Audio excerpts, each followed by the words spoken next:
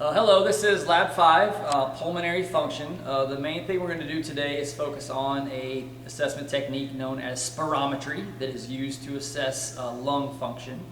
We will do one of the most common spirometry tests with our subject, the forced vital capacity test, which is a good way to measure what somebody's vital capacity is, how much air can they expire in one forceful expiration. We will record that variable and we will use that number later in some of our calculations, but before we do the calculations, we will then also simulate restrictive lung disease. This is what forced vital capacity is often used to assess. We will simulate restrictive lung disease by putting some tight yoga straps around our subject's thoracic cavity. I'll have a couple strong individuals put some pressure with those straps, and we'll do the forced vital capacity test again to see the difference between the normal FVC and the restricted FVC. The volume of air should be a lot lower. Okay, so this is a spirometer. This is wirelessly connected to our laptop. I'm going to have Evan is going to be our subject. You come in and stand right over here, Evan. We do have disposable mouthpieces that we ask people to use when they do the FVC. So what I typically do is I'll open the package, I won't take it out, I'll allow Evan to take the mouthpiece out, just hold on to it for a second. We will also need to ask him to wear a nose clip for this procedure because we want to make sure all of the air that he is expiring is coming out of his mouth into the spirometer, none is leaking out of his nose. So I'm going to just give you this to hold on to for now. Okay. For this particular test, I'm going to first have him just do some normal breathing so you all can see how it graphs. Usually he's going to be around about 1 liter of air per expiration, but when he does his maximal expiration, we're going to probably be looking at somewhere between 4 to 6 liters of air. Okay, so I'm going to have you, this is the inlet, go ahead and place the filter on, okay, and then go ahead and put the nose clip on, Evan. And while he's doing that, I'm going to give you his statistics. Evan is 23 years old. He is 174 centimeters tall. We'll need those numbers a little bit later once we do some calculations. Okay. All right, can you breathe through your nose? Okay, go ahead and you're going to place the spirometer mouthpiece directly in your mouth. And just breathe normally for me for a few seconds. So you'll notice the peaks are his expiration, the valleys are his inspiration. So when he does a normal expiration, we're looking at roughly, let's see another good one. Yeah, between 1 to 1.5 liters per second is coming out per breath. Okay. Now, Evan, go ahead and take that out of your mouth for 1 second. And now we're going to get ready for our forced vital capacity. So this is going to be a very short test. We're talking about 1 maximal expiration. I'm going to have Evan maximally inspire from the room, hold that breath for a second. He's going to pop the spirometer in his mouth, and then he's going to do a long, extended breath. He's going to do an abdominal crunch to try to force as much air out of his lungs as possible. He's going to try to sustain that breath for as long as he can. A common cue is to pretend like you're trying to blow out 100 birthday candles. So not only are you blowing hard, but you're sustaining that breath for a long period of time, okay? And we'll capture the value relating to the amount of air that he expires. So let me switch screens here.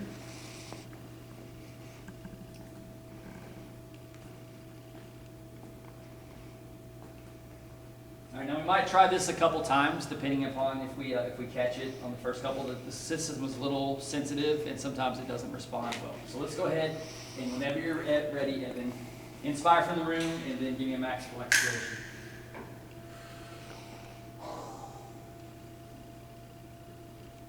All right, good. So we got 6.11 liters. So that's very good. That's a really good one. We'll go ahead and do one more. You know, usually you want to take the best out of 3 attempts. We'll go ahead and just do one more and see if he can do a little bit better. Now that he's had a little bit of practice with doing the technique, so let me just reset the software. All right, then let's do the same thing one more time. Whenever you're ready. All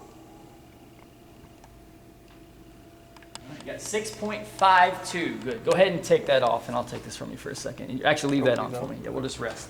So what we'll record for our FVC max value, 6.52 liters.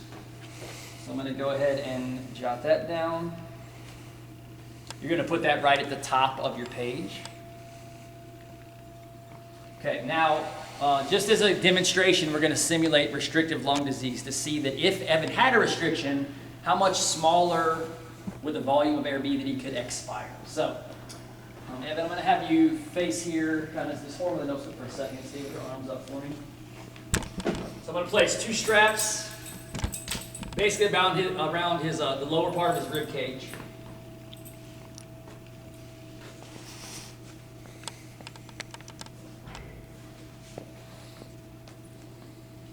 And then Morgan, you want to come grab this one real quick and just hold it for a second.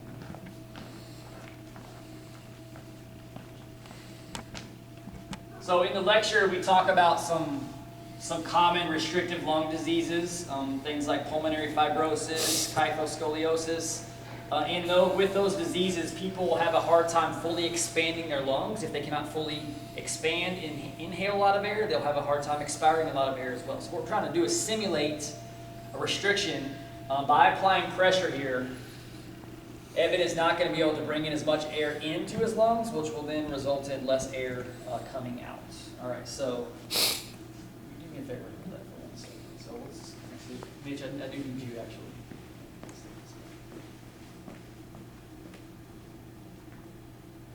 Now you guys poll and make sure that you tell us if you feel a restriction. Yeah. All right, so let's kind of go put the nose put back on. Okay, so we're basically going to do another forced vital capacity test now with some restriction. Wait till I give you the signal. All right, you guys go ahead and give him some pressure. All right, and whenever you're ready, Evan.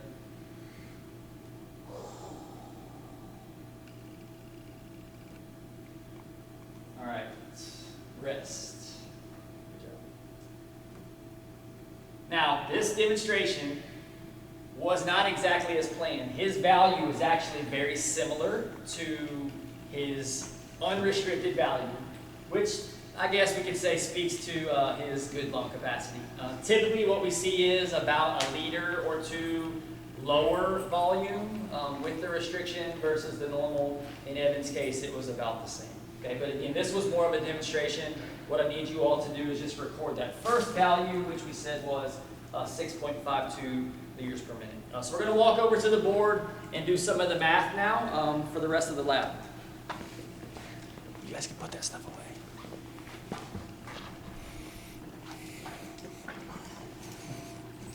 Okay, so the value that we measured needs to be corrected based upon the environmental conditions. We need to calculate a corrective factor and convert it into what is known as the BTPS. Okay, BTPS means that the value has been corrected for the current environmental conditions. On your lab assignment, there is an equation that you will use to calculate the corrective factor. I wrote the equation here on the board, and the room conditions that we needed to know I placed here. So currently, the ambient temperature in this room is 21 degrees Celsius. The barometric pressure is 750 millimeters of mercury.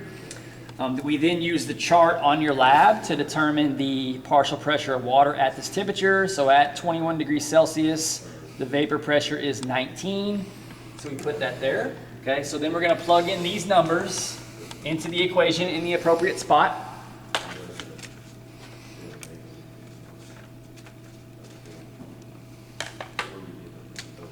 So we throw 21 in there. Barometric pressure, 750, minus our water pressure, which is 19. Again, barometric pressure goes here. So what I'm going to do then, and I'll have you all do, is solve this equation.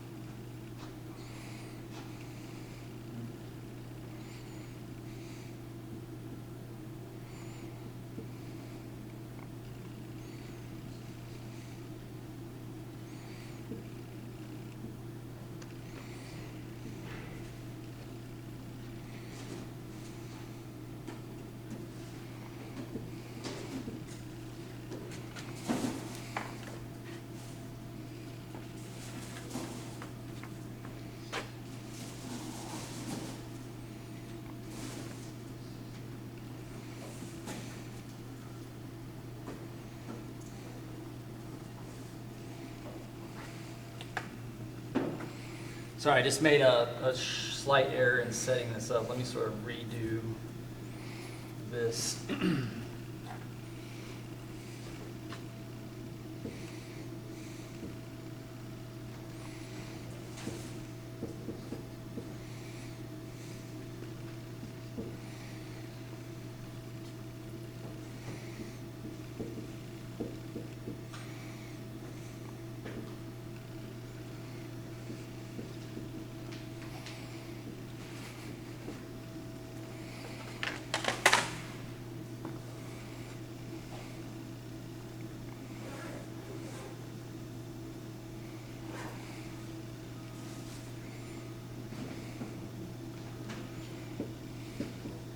Your corrective factor should be somewhere around 1.0, either a little above or a little below. So, because we're just going to make a very slight adjustment to our measured value.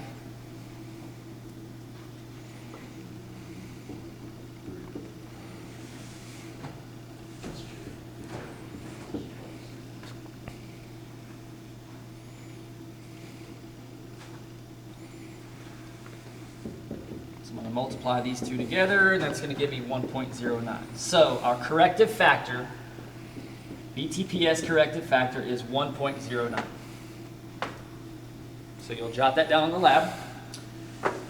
What we will then do for question 3 is we're going to multiply our measured value, which was 6.52, times our calculated corrective factor, which is 1.09. And that will give us his environmentally corrected force vital capacity score, which is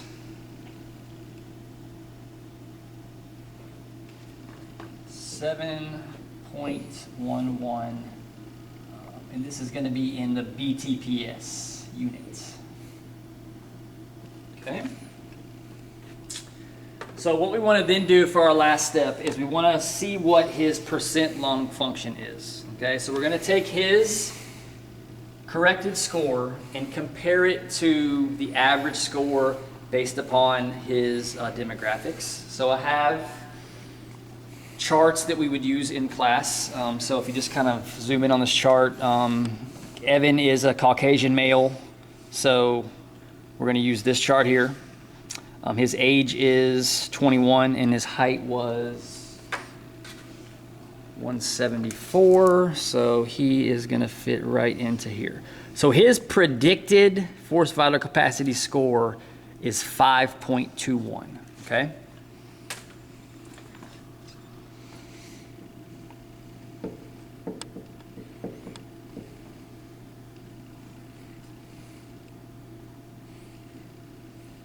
And as we just determined, his actual is 7.11. So what we're going to do then is calculate his percent lung function by dividing his actual by his predicted, multiply it by 100 to get a percentage.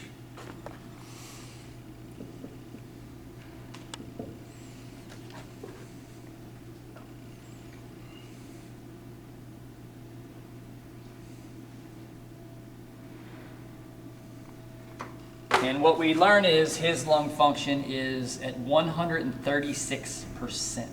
Okay? Very much normal for a young, healthy individual who's physically active. Very normal for their lung function to be above 100%. If we just take a look at the chart, this is also found on your lab. So what we would score him, how we would classify Evan, is his lung function is high, well above predicted, because his score is greater than 120%. So notice it is even normal to be as low as 80% of predicted. It's only once your lung function falls below 80% are you then diagnosed with some form of or some degree of either restrictive or obstructive lung disease. But in Evan's case, at 136%, his lung function is high, well above predicted. Okay, so that concludes the Lab 5 on pulmonary function. We'll see you next time. Thank you.